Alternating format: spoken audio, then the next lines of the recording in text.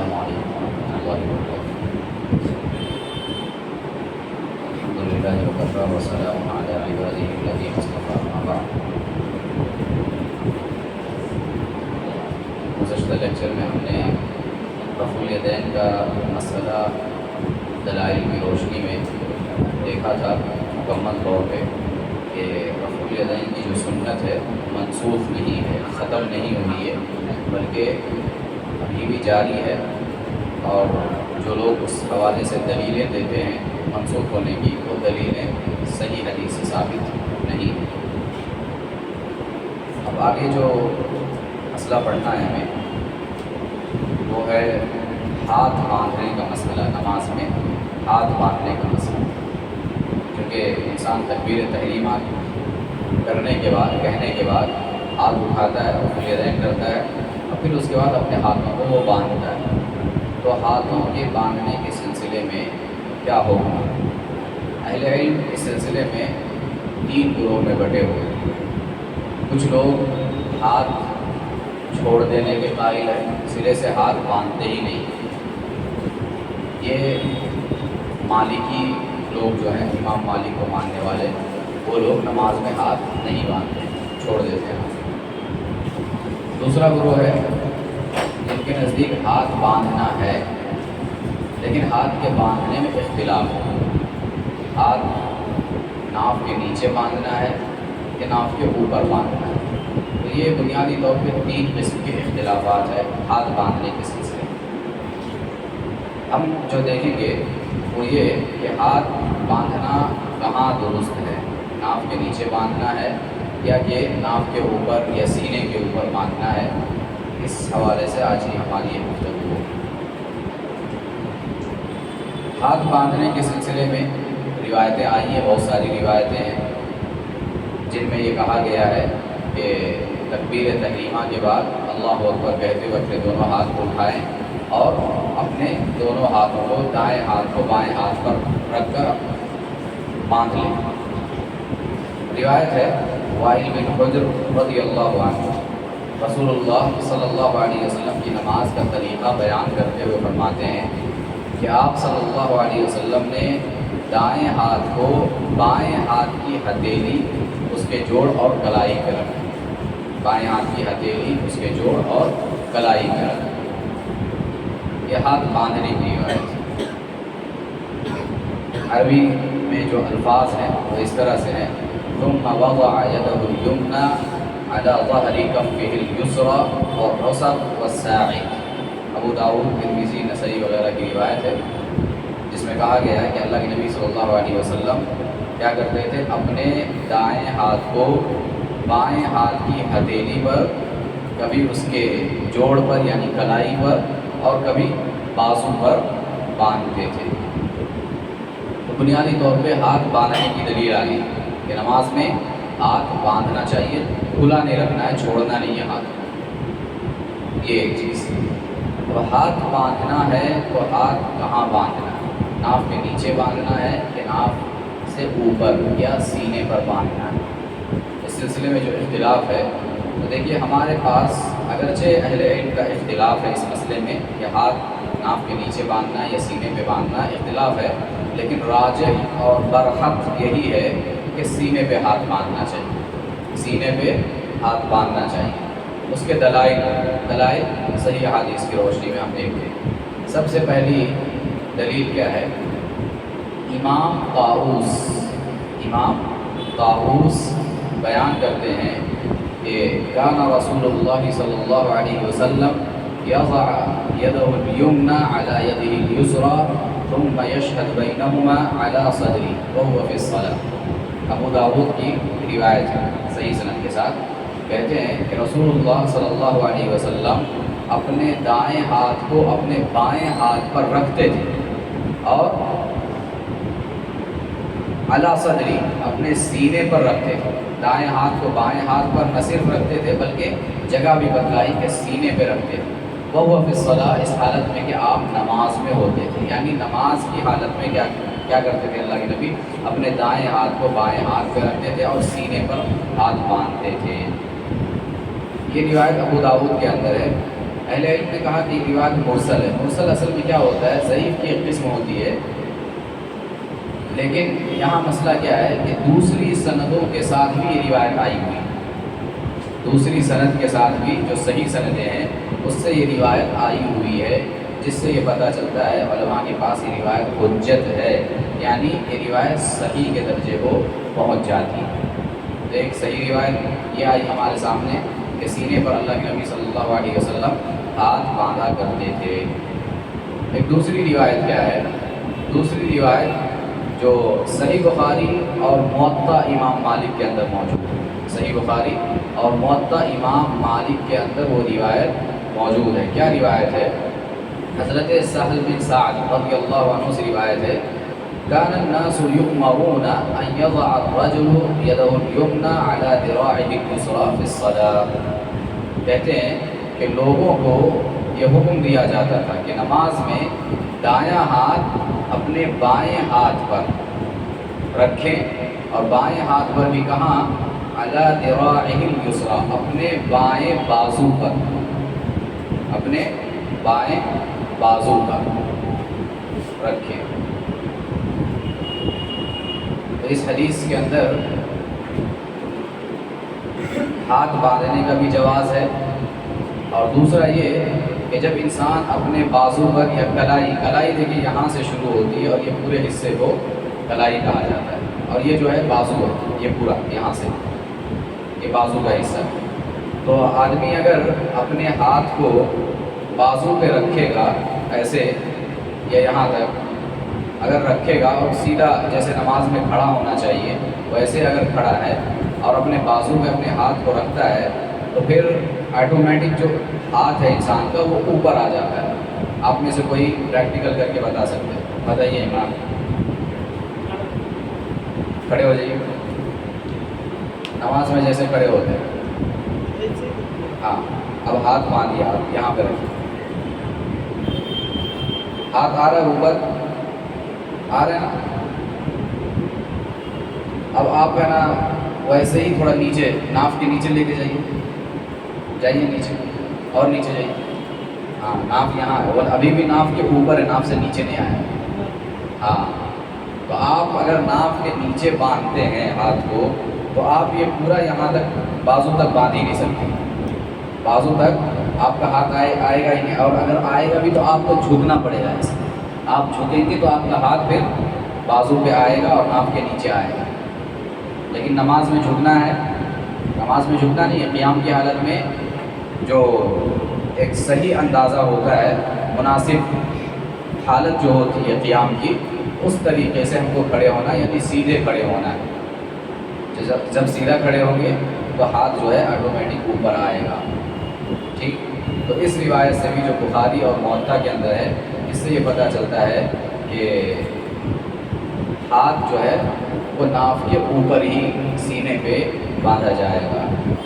ایک اور روایت ہے جس کے اندر سینے کے لفظ کی صراحت ہے، پوری طریقے سے موجود ہے، ابن خزیمہ کی روایت ہے، اور امام ابن خزیمہ نے اس حدیث کو صحیح بھی کہا ہے۔ وائل بن حجر رضی اللہ عنہ کہتے ہیں کہ میں نے رسول اللہ صلی اللہ علیہ وسلم کے ساتھ نماز پڑھی، صلیت مع رسول اللہ صلی اللہ علیہ وسلم فوضع يده اليمنى على يده اليسرى على صدري۔ میں نے رسول اللہ صلی اللہ علیہ وسلم کے ساتھ نماز پڑھی تو میں نے دیکھا کہ آپ کیا کر رہے ہیں، اپنے دائیں ہاتھ کو بائیں ہاتھ پہ رکھ رہے ہیں اور اسے اپنے سینے پہ باندھ رہے ہیں، دائیں ہاتھ کو بائیں ہاتھ پہ رکھ کر کے اسے اپنے سینے پر رکھ رہے ہیں آپ صلی اللہ علیہ وسلم۔ یہ صحیح ابن خزیمہ کی روایت ہے۔ یہ اور اس طرح کی روایتوں سے پتہ چلتا ہے کہ ہاتھ جو ہے باندھنے کی صحیح جگہ وہ سینہ ہے، سینے پہ ہاتھ باندھنا چاہیے۔ اب جو لوگ سینے پر ہاتھ باندھنے کے قائل نہیں ہیں، ناف کے نیچے یا ناف پر باندھنے کے قائل ہے، ان کی دلیل کیا ہے ذرا اس کو بھی دیکھتے ہیں، اور اہل علم نے ان حدیثوں یا ان روایتوں کو کیا کہا ہے، اس سلسلے میں انہوں نے اپنی کیا تحقیق پیش کی ہے وہ بھی جاننا ضروری ہے۔ پہلی حدیث جو بیان کی جاتی ہے اس باب میں، وہ پہلی حدیث اس طرح ہے، سیدنا علی رضی اللہ عنہ کی روایت، کہتے ہیں کہ سنت یہ ہے کہ ہتھیلی کو ہتھیلی پر زیر ناف رکھا جائے، ناف کے نیچے رکھا جائے، ہتھیلی کو ہتھیلی پر زیر ناف رکھا جائے۔ یہ حضرت علی رضی اللہ عنہ کا قول ہے، وہ کہہ رہے ہیں کہ سنت یہ ہے، اور یہ روایت جو ہے ابو داؤد کے اندر آئی ہوئی ہے۔ اس روایت پر اہل علم نے کیا کہا ہے، محدثین نے کیا کہا ہے؟ دیکھیے امام بیہقی اور حافظ ابن حجر رحمہ اللہ نے اس حدیث کو ضعیف قرار دیا۔ ناف پر یا ناف کے نیچے باندھنے والی یہ حضرت علی رضی اللہ عنہ کی جو روایت ہے، اسے حافظ ابن حجر اور امام بیہقی رحمہ اللہ نے ضعیف قرار دیا ہے، اس سے حجت نہیں لی جا سکتی ہے۔ اور امام نووی فرماتے ہیں کہ اس حدیث کے ذوق پر، کمزوری پر سب کا اتفاق، یعنی سارے محدثین کا اتفاق ہے، سارے محدثین کا یہ کہنا ہے کہ یہ جو روایت ہے ناف کے نیچے باندھنے کی، یہ روایت صحیح نہیں ہے، ضعیف ہے بالاتفاق۔ اور نہ صرف یہ علماء بلکہ احناف کے بھی کچھ بڑے بڑے علماء کہتے ہیں کہ یہ روایت صحیح نہیں ہے، جیسے علامہ عینی حنفی، بڑے عالم ہیں، محدث ہیں، انہوں نے کہا، وہ حنفی ہے، حنفی المسلک، امام ابو حنیفہ کو ماننے والے، انہوں نے کہا کہ اس حدیث کے اوپر اہل علم نے جرح کیا ہے، اس کی سند صحیح نہیں ہے۔ یہ علامہ عینی حنفی رحمہ اللہ کا قول ہے، انہوں نے بھی اس حدیث میں جرح کی ہے۔ اسی طریقے سے فقہ حنفی کی ایک بہت معتبر اور مشہور کتاب ہے، کیا نام ہے اس کا؟ فقہ حنفی کی سب سے معتبر اور مشہور کتاب کیا نام ہے؟ ہاں، بہشتی زیور نہیں، ہاں، فقہ کی کتاب ہے، فقہ کی ہدایہ سب سے مشہور کتاب ہے، معتبر کتاب ہے۔ ہدایہ اولین کے اندر بھی اس حدیث کے بارے میں لکھا ہوا ہے کہ یہ حدیث، یہ روایت بالاتفاق ضعیف ہے۔ فقہ حنفی کی سب سے مشہور و معروف اور معتبر کتاب ہے، اس کے اندر بھی دیکھیے جلد نمبر 1 صفحہ نمبر 102 حاشیہ نمبر 17، جلد نمبر 1 صفحہ نمبر 102 اور حاشیہ نمبر 17 حاشیہ نمبر 17 کے اندر لکھا ہوا کہ یہ جو روایت ہے حضرت علی رضی اللہ عنہ کی کہ سنت یہ ہے کہ ہاتھ زیر ناف باندھنا چاہیے، یہ روایت بالاتفاق ضعیف ہے، یہ ہدایہ کے اندر لکھا ہوا ہے۔ یہ ایک روایت جو ہم نے پڑھی، اس سلسلے میں اہل علم کا بیان سامنے آ گیا کہ یہ روایت ناقابل عمل ہے، ناقابل قبول۔ دوسری روایت جو پیش کرتے ہیں وہ سیدنا انس بن مالک رضی اللہ عنہ کی طرف منسوب ہے، اس میں ہے کہ ہاتھ باندھنے کی جو جگہ ہے وہ تحت السرہ، یعنی ناف کے نیچے ہاتھ باندھنا چاہیے، سیدنا انس رضی اللہ عنہ کی روایت۔ اس روایت کے سلسلے میں اہل علم کیا کہتے ہیں؟ وہ روایت بھی سخت ضعیف ہے، نہ صرف ضعیف بلکہ کہا سخت ضعیف ہے۔ ابن حجر رحمہ اللہ نے اس کے راوی سعید بن زربی کو منکر الحدیث کہا ہے۔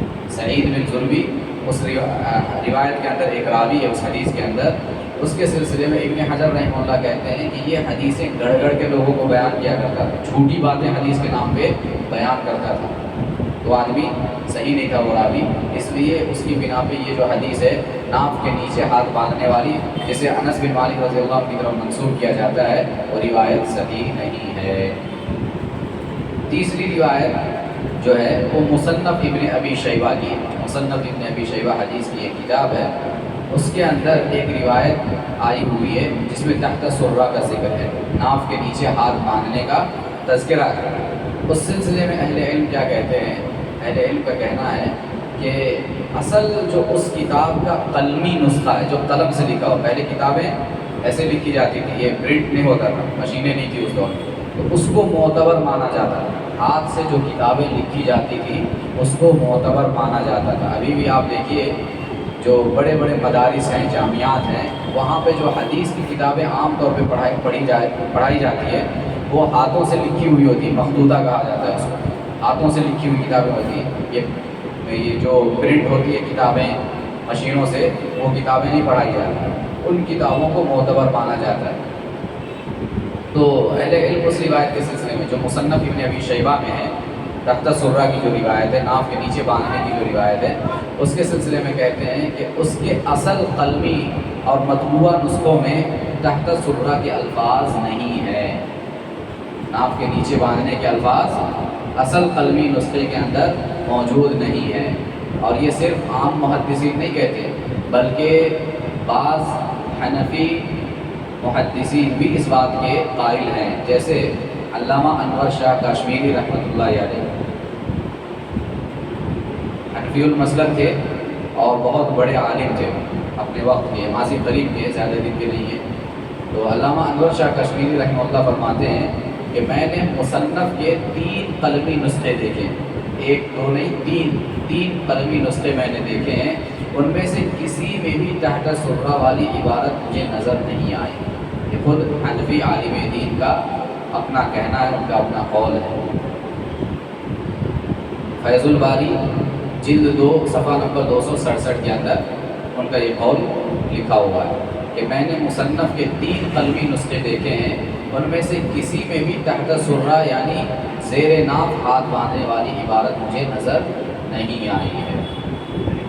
ٹھیک، تو یہ اور اس طرح کی روایتیں جو آئی ہے ناف کے نیچے باندھنے کی، یہ ساری روایتیں جو ہے ضعیف ہیں، ناقابل قبول ہیں، ناقابل حجت ہیں.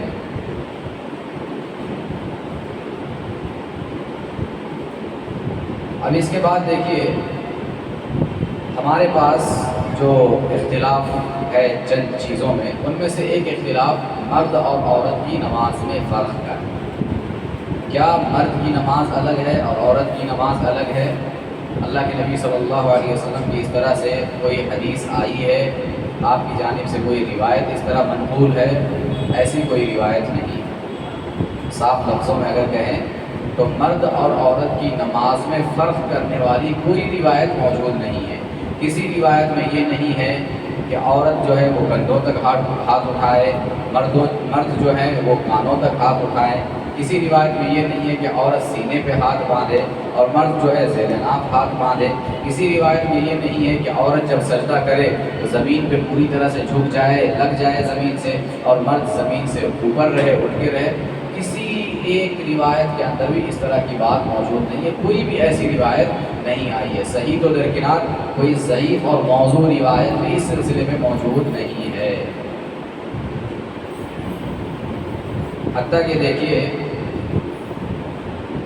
حضرت عائشہ رضی اللہ عنہ کی روایتیں جب ہم دیکھتے ہیں تو اللہ اکبر حیرانی ہوتی کہ کیسی کیسی باتیں حضرت عائشہ رضی اللہ عنہ نے امت کے لیے بیان کی ہیں.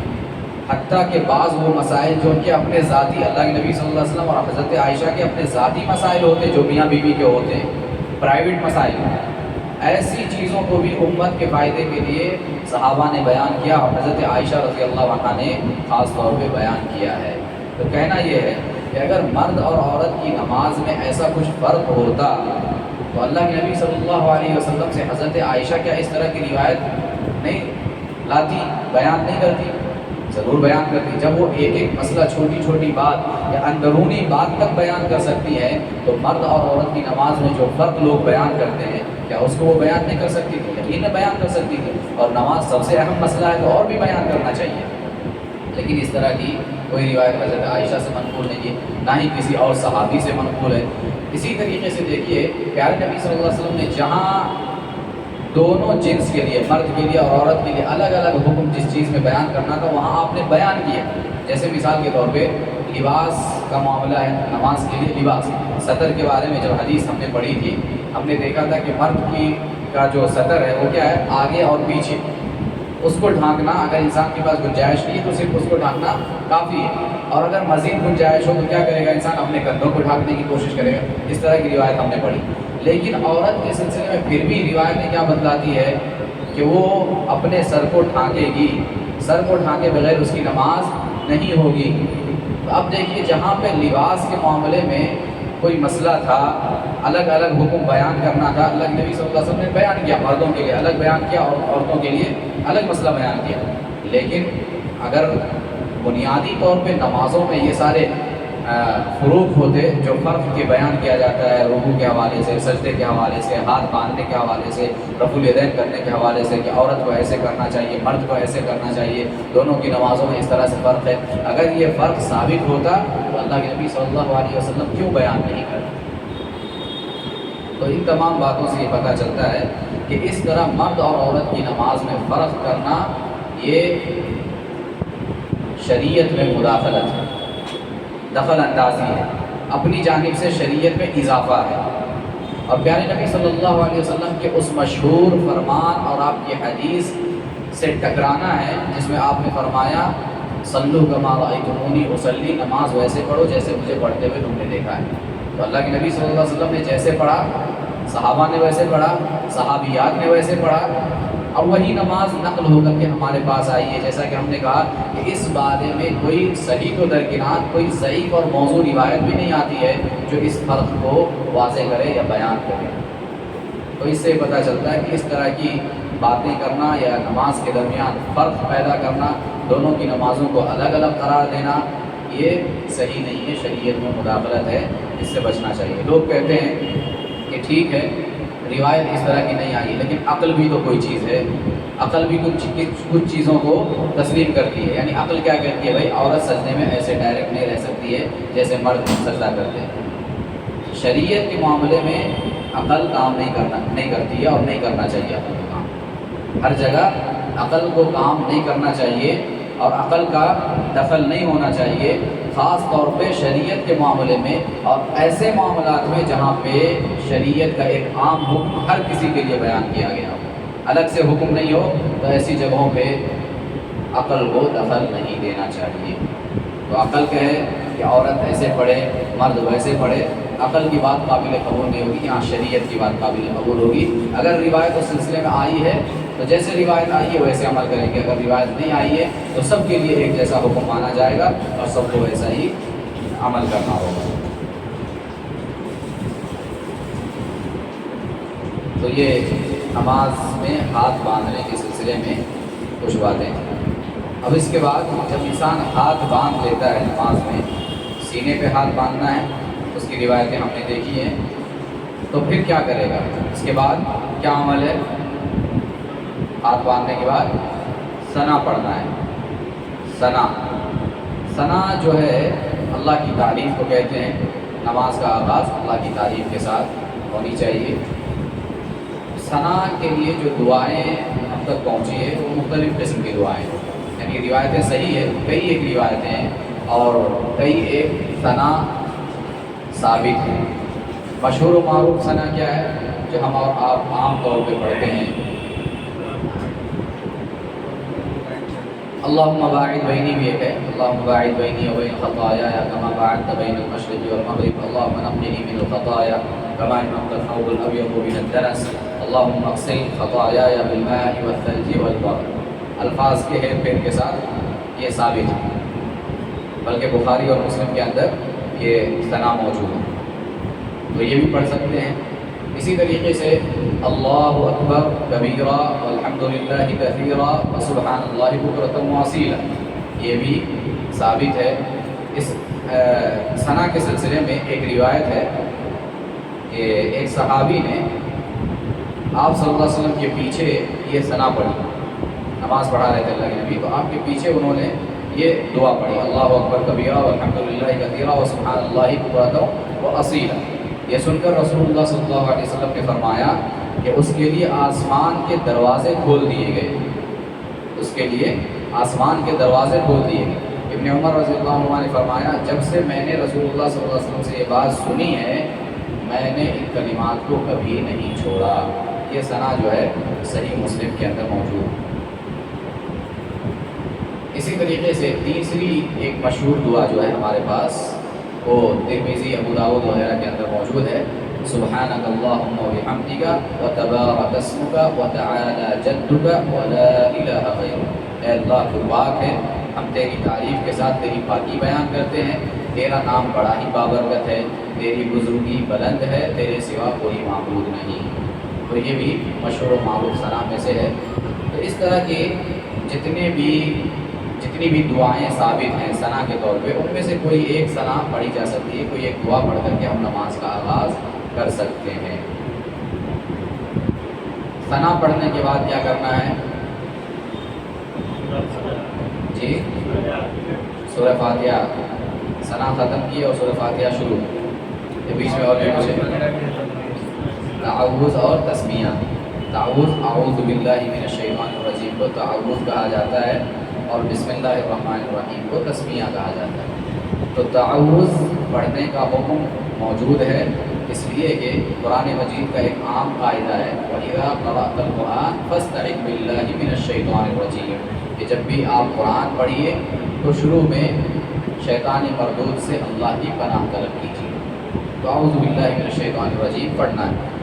تو جب ہم سورہ فاتحہ کا آغاز کر رہے ہیں تو یا قرآن کی تلاوت وہاں سے ہم شروع کر رہے ہیں. اس لیے ثنا سے فارغ ہونے کے بعد اعوذ باللہ بسم اللہ پڑھیں گے اور پھر سورہ فاتحہ کا آغاز کریں گے. پیارے نبی صلی اللہ علیہ وسلم پڑھا کرتے تھے ایک تھوڑی سی لمبی ہے اعوذ باللہ السمیع العلیم من الشیطان الرجیم من ہمزہ ونفخہ ونفثہ. یہ آپ نے سنا ہوگا خطبے میں خطیب حضرات عام طور پہ پڑھتے ہیں اعوذ باللہ السمیع العلیم من الشیطان الرجیم من ہمزہ ونفخہ ونفثہ. تو یہ اللہ کے نبی صلی اللہ علیہ وسلم تعوذ کے طور پہ پڑھا کرتے تھے. پھر اس کے بعد بسم اللہ الرحمن الرحیم پڑھنا ہے اور اس کے بعد سورہ فاتحہ پڑھنی ہے. سورہ فاتحہ پڑھنے کے سلسلے میں بھی اختلاف ہے ہمارے پاس. تو اگر ابھی ہم گفتگو شروع کریں گے تو وقت لمبا ہو جائے گا. میں چاہ رہا تھا کہ آج مختصر کرتے ہیں, لوگ بھی کم آئے ہوئے ہیں تو اسی پر اکتفا کرتے ہیں. آج انشاءاللہ کل سورہ فاتحہ کا آغاز یعنی اگلے لیکچر میں سورہ فاتحہ کا آغاز کریں گے کیونکہ ایک الگ موضوع ہے اور اس پہ بحث بھی لمبی ہے, دلائل وغیرہ ہے دونوں طرف کے, تو اس میں وقت لگے گا. اس لیے آج انشاءاللہ اسی پہ اکتفا کرتے ہیں. اگلے درس میں انشاءاللہ اسے پڑھیں گے. دعا ہے تو رب العالمین ہمیں کتاب و سنت کو سمجھنے اور عمل کرنے کی توفیق عطا فرمائے. آمین و آخر دعوانا الحمدللہ رب العالمین.